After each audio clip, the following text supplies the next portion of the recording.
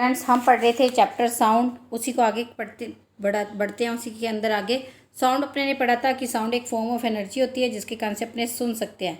Sound है मतलब कोई भी बॉडी अगर वाइब्रेट करती है तभी क्या होता है कि साउंड है वो प्रोड्यूस होता है। उसके बाद अपने ने साउंड वेव्स के बारे में पढ़ा था कि जो टू एंड फ्रो मोशन होता है, जैसे अपने पेंडुलम होता है, पेंडुलम को टांगते हैं तो वो पेंडुलम है आगे पीछे मूव करता है, तो टू एंड फ्रो मोशन को अपने क्या बोलते हैं, ऑसिलेशन या वाइब्रेशन के नाम से जानते हैं। अब अपने ने कुछ वर्ड्स पढ़े थे। एम्पलीट्यूड, एम्पलीट्यूड का मतलब पढ़ा था कि अगर मीन पोजीशन से जितनी एक्सट्रीम पोजीशन तक मैक्सिमम डिस्प्लेसमेंट होता है बोब का, उसको अपने क्या बोलते हैं, एम्पलीट्यूड बोलते हैं। या लाइन ऑफ जीरो डिस्टर्बेंस से कोई भी बॉडी है, वेव है, जितनी डिस्टेंस कवर करती है उसको अपने क्या बोलते हैं, उसका एम्पलीट्यूड बोलते हैं। उसके बाद हमने पढ़ा था टाइम पीरियड। एक ऑसिलेशन को कंप्लीट होने में जो टाइम लगता है उसको अपने बोलते हैं टाइम पीरियड। टाइम पीरियड की ऐसा यूनिट होती है सेकेंड। फिर हमने पढ़ा था फ्रीक्वेंसी। फ्रीक्वेंसी का मतलब होता है the number of complete sound waves in 1 second, यानी 1 सेकेंड के अंदर जितने नंबर ऑफ वेव्स कंप्लीट होते हैं उसको हम क्या बोलते थे, ऑसिलेशन पर सेकंड को अपने क्या बोलते थे, फ्रीक्वेंसी बोलते थे। फ्रीक्वेंसी की ऐसा यूनिट क्या होती है, हर्ट्ज होती है। अब हम बात करते हैं करैक्टरिस्टिक्स ऑफ साउंड के।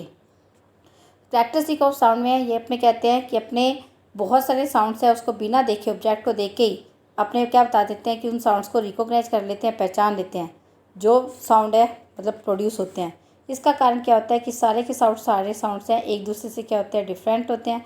क्या तुमने कभी सोचा है कि ये साउंड एक दूसरे से डिफरेंट क्यों होते हैं? तो वो फैक्टर जिसके कारण से साउंड है एक दूसरे से डिफरेंट होते हैं उनको अपने क्या बोलते हैं, करैक्टरिस्टिक ऑफ साउंड बोलते हैं। ये 3 करैक्टर हैं, एक है लाउडनेस, एक है पिच और एक है क्वालिटी। लाउडनेस पहले एक्सपेरिमेंटल इन्वेस्टिगेशन थर्ड ये है, जिसके अंदर ये बता रहा है कि एम्पलीट्यूड और लाउडनेस ऑफ साउंड। ये कह रहा है कि एक्टिविटी वन के अंदर अपने ने क्या किया था, एक्टिविटी 1 के अंदर अपने क्या किया था, एक रबड़ बैंड लिया था और रबड़ बैंड को दीवार से टांग कर उसको अपने क्या किया था, अपने मतलब हाथों से प्लग किया था। तो जब रबड़ बैंड मतलब प्लग हो रहा था तो साउंड क्या हो रहा था, प्रोड्यूस कर रहा था। तो ये कह रहा है कि रबड़ बैंड है उसको प्लग करो सॉफ्टली तो एक सॉफ्ट साउंड प्रोड्यूस होएगा। अब अपने उसको ग्रेटर एम्पलीट्यूड से करेंगे तो उसके कारण से क्या होगा, लाउडर साउंड प्रोड्यूस होगा। इसी तरह से अगर अपने एक ड्रम है उसको अगर अपने सॉफ्टली स्ट्राइक करते हैं तो उससे एक सॉफ्ट साउंड प्रोड्यूस होता है। अगर अपने इसको हार्ड स्ट्राइक करते हैं तो उसकी स्किन क्या होती है, ज़्यादा वाइब्रेट होती है, ज़्यादा एम्पलीट्यूड्स के कारण से, जिसके कारण से क्या होता है कि लाउडर साउंड प्रोड्यूस होता है। तो इससे क्या पता लगता है कि लाउडनेस है साउंड की वाइब्रेटिंग ऑब्जेक्ट के एम्पलीट्यूड के ऊपर डिपेंड करती है। अगर वाइब्रेशन एम्पलीट्यूड ज़्यादा होता है तो क्या होता है कि साउंड भी लाउड होता है। अगर वह जो है एम्पलीट्यूड कम होता है तो साउंड भी कैसा होता है, सॉफ्ट होता है। लाउडनेस है proportional to the square of amplitude, यानी एम्पलीट्यूड के स्क्वायर के प्रोपोर्शनल होता है। प्रोपोर्शनल का मतलब होता है एक चीज़ बढ़ती है तो दूसरी चीज़ भी बढ़ती है, एक चीज़ कम होती है तो दूसरी चीज़ भी क्या होती है, कम होती है। तो एम्पलीट्यूड के स्क्वायर क्या होता है, तो अगर एम्पलीट्यूड डबल हो जाए तो 2 का स्क्वायर यानी लाउडनेस क्या हो जाएगी, 4 टाइम बढ़ जाएगी। अगर एम्पलीट्यूड है 3 गुना हो जाए तो 3 का स्क्वायर यानी लाउडनेस क्या हो जाएगी, 9 गुना बढ़ जाएगी। लेकिन अगर एम्पलीट्यूड हाफ हो जाए तो 1/2 का स्क्वायर यानी लाउडनेस क्या हो जाएगी, 1/4 हो जाएगी। तो यानी एम्पलीट्यूड है वो अगर डबल हो जाता है तो लाउडनेस भी क्या हो जाती है, 4 टाइम इंक्रीज हो जाती है। अब है पिच। पिच वो मेजर है कि हाउ हाई और लो है साउंड, यानी साउंड कितना हाई है या एक कितना लो है। एक श्रिल साउंड तीखा साउंड है उसकी पिच हायर होती है और एक डल साउंड की बजाय, यानी एक जैसे विसल बजाते हैं उसकी आवाज़ होती है उसका साउंड कैसा होता है, हाई पिच होता है। और अगर अपने कोई ड्रम बजाते हैं तो उसका साउंड कैसा होता है, डल होता है। तो एक श्रिल साउंड है उसकी पिच क्या होती है, डल साउंड की बजाय ज़्यादा हाई होती है। तो एक जो साउंड है पिच है हाउ हाई और हाउ लो साउंड है। तो श्रिल साउंड क्या होता है, हायर पिच वाला होता है और डल साउंड की बजाय, जैसे एक वुमेन की वॉइस है नॉर्मली हाई पिच होती है मैन की वॉइस की बजाय, औरतों की आवाज़ तीखी होती है आदमी की बजाय, यानी वो कैसा होता है, हाई पिच साउंड होता है। श्रिल का मतलब ही क्या होता है, तीखापन। एक्सपेरिमेंटल है फ्रीक्वेंसी है वाइब्रेशन और पिच ऑफ साउंड। अपने एक रबड़ बैंड लेते हैं जैसा एक्टिविटी 1 के अंदर लिया था, उसको अपने स्लाइटली स्ट्राइक करते हैं तो ये क्या होता है कि एक बड़ा ही डल साउंड प्रोड्यूस करता है। अगर अपने इसको हार्ड स्ट्राइक करते हैं तो ये क्या करता है कि ज़्यादा श्रिल साउंड प्रोड्यूस करना शुरू कर देता है।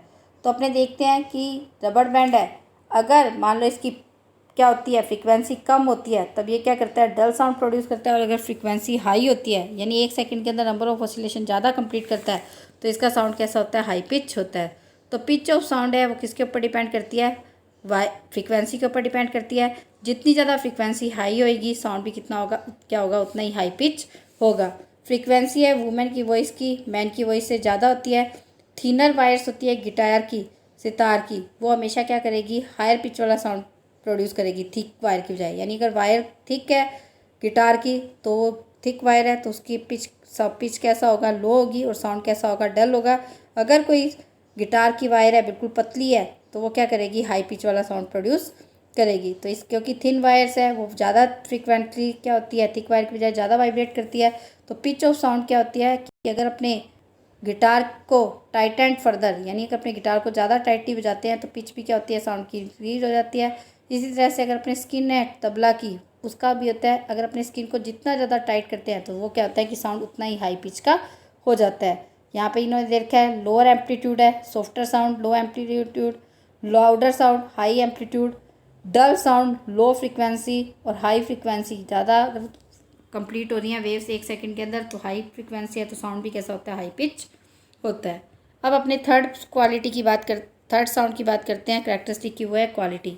अगर वाइब्रेटिंग स्ट्रिंग्स है सितार को और गिटार को देखते हैं तो क्या तुम उनको सेम पिच और सेम लाउडनेस के ऊपर अगर मान लो एडजस्ट करते हो तो अभी अपने क्या देखते हैं कि उनका साउंड क्या होता है। अगर मान लो अपने सितार और एक गिटार दोनों की वायर्स को अगर अपने सेम पिच और सेम लाउडनेस पर एडजस्ट कर ले तो अभी अपने क्या देखते हैं कि दोनों का साउंड एक दूसरे से अलग होता है। इसका कारण क्या होता है कि उनकी एक साउंड की अदर क्वालिटी, एक और कैरेक्टरिस्टिक होता है जिसको अपने क्या बोलते हैं, quality.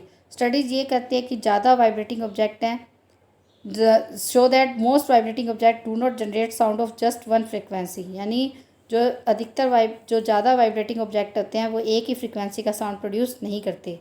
They also simultaneously generate sound of other frequency, वो क्या करते हैं कि साथ साथ अदर फ्रिक्वेंसी का साउंड भी क्या करते हैं, प्रोड्यूस करते हैं। तो यानी क्वालिटी ऑफ साउंड का मतलब समझ लो, जैसे अगर आप बता देते हो कि ये म्यूज़िक वाला साउंड होता है तो अपने आप लोग बता देते हो ये नेहा कक्कड़ की आवाज़ है, ये है बादशाह की आवाज़ है। इस तरह से आप बता देते हो ना, अभी जो नए गायकार हैं उनकी आवाज़ बता देते हो। इसी तरह से आपकी मम्मी आपको आवाज़ देती है या आपकी आंटी आपको आवाज़ देती है, आपका टीचर आवाज़ देता है तो आप उनकी आवाज़ को क्या कर लेते हैं, पहचान लेते हो, चाहे उनकी लाउडनेस और पिच क्या हो, बिल्कुल सेम हो।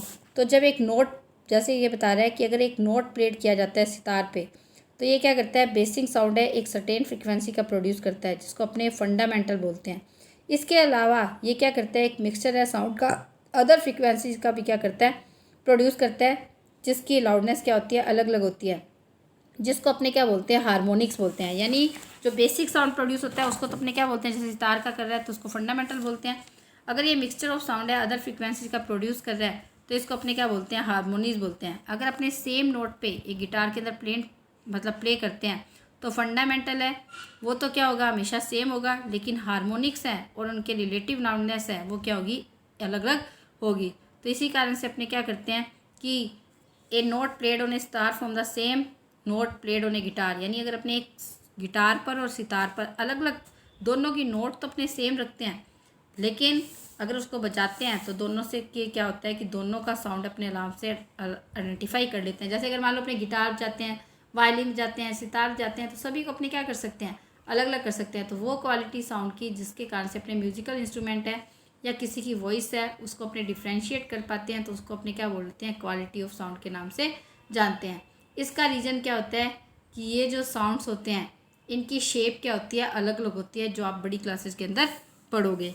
अब है how sound travel, sound travel कैसे करता है। कोई भी ऑब्जेक्ट जब वाइब्रेट होता है तो ये क्या करता है कि इसके जब भी कोई ऑब्जेक्ट वाइब्रेट होता है तो एयर मॉलिक्यूल्स होते हैं जो इसके पास में वो भी वाइब्रेट होना शुरू कर देते हैं। वो आगे से आगे क्या करते हैं, जैसे मैं बोल रही हूँ तो मेरे मुंह के पास वाले एयर मॉलिक्यूल्स वाइब्रेट हो रहे हैं, वो आगे वाले मॉलिक्यूल्स को, नेबरिंग मॉलिक्यूल्स को एनर्जी का ट्रांसफ़र कर देते हैं। इस तरह से ये एक प्रोसेस क्या होता रहता है, चलता रहता है। यहाँ पे देखो डायग्राम दे रखा है, जैसे बेल है, बेल बज रही है तो उसके पास वाली एयर है वो वेव्स के अंदर कन्वर्ट हो रही है, फिर आगे से आगे क्या होता है कि साउंड एनर्जी का ट्रांसफ़र होता रहता है। तो वेव्स हैं वाइब्रेशन की, वाइब्रेटिंग ऑब्जेक्ट से चारों तरफ चलती रहती है। ये उसी तरह से होता है जैसे अगर अपने पानी के अंदर पत्थर डालते हैं तो उसके अंदर छोटे छोटे गोल गोल रिपल्स बनना शुरू हो जाते हैं। और जैसे ही वाटर वेव्स हैं, मतलब कुछ डिस्टेंस तय करने के बाद क्या हो जाती है, वाटर वेव्स खत्म हो जाती है, यानी थोड़ी दूर तक तो वो गोल गोल रिपल्स बनाती है जैसे अपने पत्थर डालते हैं पानी के अंदर, लेकिन उसके बाद वो क्या हो जाती है, डाई हो जाती है। इसी तरह से भी क्या होता है कि जब अपने बोलते हैं तो एयर के अंदर साउंड क्या होता है कि कुछ डिस्टेंस तक तो ट्रैवल करता है, लेकिन उसके बाद वो क्या हो जाता है कि कुछ डिस्टेंस तय करने के बाद वो भी क्या हो जाता है, डाई हो जाता है। तो जितना ज़्यादा एम्पलीट्यूड ज़्यादा होगा साउंड उतना ही ज़्यादा होगा और वो उतनी लंबी क्या करेगा, दूरी तय करेगा डाई होने से पहले। अब है how do we hear sound, अपने सुनते कैसे हैं। अपने ईयर्स हैं सेंसरी ऑर्गन्स होते हैं जो अपने को सुनने में हेल्प करते हैं। अपना जो आउटर पोर्शन होता है वही ईयर का देखा जा सकता है, बाकी सारा का सारा ईयर क्या होता है, बहुत ही ज़्यादा डेलिकेट सॉफ्ट होता है जो कि अपने स्कल के अंदर बरीड छुपा हुआ होता है, अपनी खोपड़ी के अंदर छुपा हुआ होता है। आउटर ईयर जो अपने बाहर से विजिबल आउटर पीस है ईयर का दिखाई देता है, इसको अपने पिन्ना बोलते हैं। इसके पीछे एक लॉन्ग पैसेज होती है जिसको अपने ईयर ट्यूब बोलते हैं। ईयर ट्यूब का जो लास्ट होता है ईयर कैनाल बोलते हैं, यानी अपने कान के अंदर देखते हैं तो एक पिन्ना है, इसके अंदर एक लॉन्ग पैसेज है जिसको अपने ईयर कैनाल बोलते हैं, ये ईयर ट्यूब बोलते हैं। इसके अंदर क्या होता है, एक थिन टाइटली स्ट्रेच मेम्ब्रेन होती है जिसको अपने ईयर ड्रम यानी जिसको अपने कान का पर्दा बोलते हैं, जो आउटर ईयर को क्या करती है, मिडल ईयर से क्या करती है, सेपरेट आउट करती है। ये देखो डायग्राम के अंदर दिखा रखा है पिन्ना, उसके बाद ईयर ट्यूब है, उसके बाद ये कहाँ पे जा रही है, लास्ट के अंदर एक थिन स्ट्रेच मेम्ब्रेन है जिसको अपने क्या बोलते हैं, ईयर ड्रम के नाम से जानते हैं। उसके बाद अपने बात करते हैं मिडल ईयर की। मिडल ईयर है, इसके अंदर 3 स्मॉल इंटरलॉक्ड बोन्स होती हैं, एक दूसरे से जुड़ी हुई बोन्स होती हैं। इनके नाम होते हैं hammer, anvil and strip.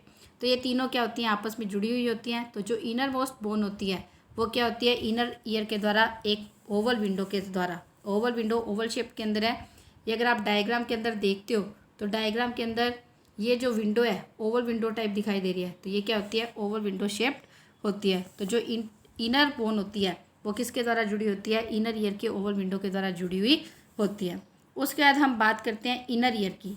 Inner ear है, आपको दिखाई दे रहा है एक कोयल ट्यूब के रूप में दिखाई दे रहा है, जो अपने को सुनने के अंदर क्या करता है, हेल्प करता है। इसको अपने क्या बोलते हैं, इसको अपने बोलते हैं कोक्लिया। इसके अंदर एक लिक्विड फिल होता है जिसको अपने बोलते हैं कोक्लियर लिक्विड। तो जब भी साउंड अपने कानों के अंदर एंटर होता है तो ये कोक्लिया है, ये बड़ी तेज़ी से वाइब्रेट करता है, फिर इसके साथ कोक्लियर लिक्विड भी क्या करता है, वाइब्रेट करता है, जिसके कारण से क्या होता है कि साउंड है ऑडिटरी नर्व्स प्रेजेंट होती है और वो साउंड को क्या करती है, हमारे ब्रेन तक पहुंचाती है और जिसके कारण से हम सुनते हैं। स्टूडेंट्स, इनर ईयर है, इसके अंदर एक कोइल्ड ऑर्गन्स होता है जो हीयरिंग के अंदर काम आता है और सेमी सर्कुलर कैनाल्स है जो अपनी बॉडी के अंदर बैलेंस बनाने का काम भी करता है, और इसके अंदर ऑडिटरी नर्व प्रेजेंट होते हैं। एक वाइब्रेटिंग ऑब्जेक्ट है, कोई भी बॉडी अगर वाइब्रेट करती है उसके कारण से एयर मॉलिक्यूल्स वाइब्रेट होते हैं। जब ये वाइब्रेशन अपने कानों तक पहुंचती है तो इसको पिन्ना कलेक्ट करता है और फिर इसको कान पर भेजता है, क्योंकि जो अपना पिन्ना होता है वो फनल शेप में होता है, साउंड को कलेक्ट करते हैं। उसके बाद इसको ईयर ट्यूब के ईयर कैनाल के अंदर पास करता है। ये ईयर कैनाल्स हैं, ये क्या करते हैं, ईयर ड्रम को स्ट्राइक करते हैं, जिसके कारण से ईयर ड्रम वाइब्रेट होना शुरू कर देता है, जिसके कारण से इसके साथ तीनों बोन्स जुड़ी होती हैं वो वाइब्रेट होना शुरू कर देती हैं। ये बोन्स क्या करती है, साउंड को एम्पलीफाइड करती है और ये क्या करती है, साउंड को इनर ईयर के अंदर ट्रांसफ़र करती है। तो वाइब्रेशन के कारण से जो स्टिमुलेट है, जो टीनी हेयर सेल्स हैं हियरिंग ऑर्गन के अंदर प्रेजेंट होती है, जो सिग्नल क्या करती है, ऑडिटरी नर्व के द्वारा हमारे नर्वस सिस्टम यानी ब्रेन तक भेजती है। ऑडिटरी नर्व्स है, इस सिग्नल्स को ब्रेन तक लेके जाती है, जिसके कारण से अपने को क्या होता है, सुनाई देता है। तो इस तरह से अपने क्या कर सकते हैं, सुन सकते हैं। अब है मेकिंग ए साउंड, यानी साउंड कैसे बनता है, ईयर ड्रम। अपने क्या करते हैं, यहाँ पर एक कह रहा है कि एक प्लास्टिक ग्लास लेते हैं, अपने इसका बॉटम है इसको कट कर देते हैं और अपने एक रबड़ बैलून है इसके ऊपर टाइटली अक्रॉस इसके एंड इसके ऊपर लपेट देते हैं और उसको एक स्ट्रिंग से बांध देते हैं।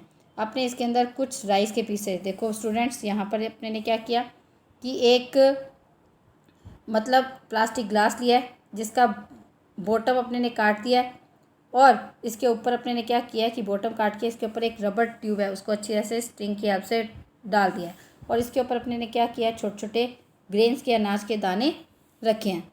अब अपने ग्लास जो होता है, जो अपना ये ग्लास है, place a few grains of the rice on the stretch balloon, अपने बैलून के ऊपर क्या करते हैं, थोड़े से ग्रेन के पीस डालते हैं।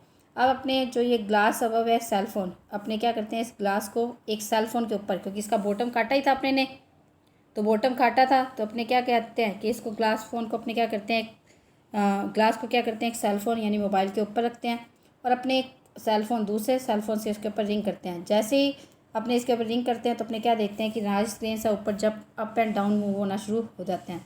तो इसका मतलब क्या होता है कि स्ट्रेच रबड़ बैलून्स हैं वो वाइब्रेट होते हैं जब उसके ऊपर साउंड गिरता है और जिसके कारण से वो क्या होता है कि वो साउंड जो ग्रेन्स होते हैं, अनाज के दाने, वो भी क्या करते हैं, ऊपर अप एंड डाउन मूव करते हैं। तो इसी तरह से ईयर ड्रम भी क्या होता है, ईयर ड्रम वाइब्रेट होता है तो वो क्या करता है, अप एंड डाउन यानी आगे पीछे मूव करता है, जिसके कारण से क्या होता है कि साउंड है आगे की साइड ट्रैवल करता है। इट्स ए फैक्ट के अंदर ये कह रहा है कि कभी भी कोई हार्ड या शार्प ऑब्जेक्ट अपने अपने को कानों के अंदर नहीं डालना चाहिए, क्योंकि इसके कारण से अपना ईयर ड्रम क्या हो जाता है, डैमेज हो जाता है और फिर अपने को सुनने के अंदर बहुत ज़्यादा प्रॉब्लम आती है।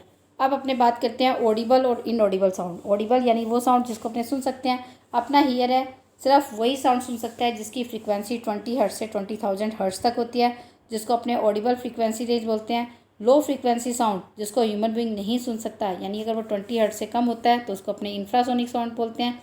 ये बहुत ही बून है कि अपने इंफ्रासोनिक साउंड को नहीं सुन सकते, नहीं तो कोई भी अपनी अगर मान लो बॉडी की मसल्स है या अपनी बॉडी का मूवमेंट है ये भी होता तो इससे भी छोटे छोटे साउंड प्रोड्यूस होते हैं, उनको भी अपने सुन सकते थे, जिसके कारण से अपने सारा दिन क्या रहते, डिस्टर्ब रहते। ऑब्जेक्ट जिनकी फ्रीक्वेंसी 20,000 हर्ट्ज से ऊपर होती है वो भी साउंड प्रोड्यूस करता है, लेकिन उसको भी ह्यूमन बीइंग नहीं सुन सकता। इसको अपने क्या बोलते हैं, अल्ट्रासोनिक साउंड के नाम से या अल्ट्रासाउंड के नाम से जानते हैं। हालांकि कुछ एनिमल्स जैसे डॉग्स हैं वो क्या कर सकते हैं, 20,000 फ्रीक्वेंसी से हर्ट्ज से ऊपर की फ्रीक्वेंसी को सुन सकते हैं। टेक्नोलॉजी इस तरह से बनाई गई है कि अल्ट्रासोनिक है, इसका यूज़ बहुत तरीक़ों से होता है। इसका यूज़ है बॉडी के ऑर्गन्स हैं, इनर बॉडी के ऑर्गन से अल्ट्रासाउंड करवाते हैं ना लोग, कोई प्रॉब्लम्स होती है तो उसको देखने के लिए किया जाता है। जैसे अगर मान लो कोई अनबोर्न बेबी है, उसकी फीटस की ग्रोथ देखनी है मदर के बॉडी के अंदर, यूटीरस के अंदर, तो उसका देखने के लिए अल्ट्रासोनिक साउंड का यूज़ किया जा सकता है। इसके अलावा कोई भी मेटल्स या स्ट्रक्चर या कोई भी मतलब मेटल स्ट्रक्चर या फ्लोज हैं उनके अंदर कोई प्रॉब्लम है तो उसके अंदर कोई भी क्रैक्स है तो उसको देखने के लिए अल्ट्रासाउंड यूज़ किया जा सकता है। इसका यूज़ है सोनार के रूप में किया जाता है, जिसकी हेल्प से अपने समुद्र की गहराई है उसका पता लगा सकते हैं। कोई भी किडनी के अंदर स्टोन वगैरह है उसका पता लगाने के लिए अल्ट्रासाउंड किया जाता है। तो यानी अल्ट्रासाउंड क्या होता है कि वो साउंड जिसकी फ्रीक्वेंसी 20,000 से हर्ट्ज से ऊपर होती है, जिसको ह्यूमन बीइंग सुन नहीं सकता, उसको स्पेशल कंप्यूटर लाइक इक्विपमेंट्स के द्वारा क्या किया जा सकता है, देखा जा सकता है। तो उसको अपने क्या बोलते हैं, अल्ट्रासाउंड के नाम से जानते हैं। तो स्टूडेंट्स अब अपने आगे कल कंटिन्यू करेंगे। Thank you, have a nice day.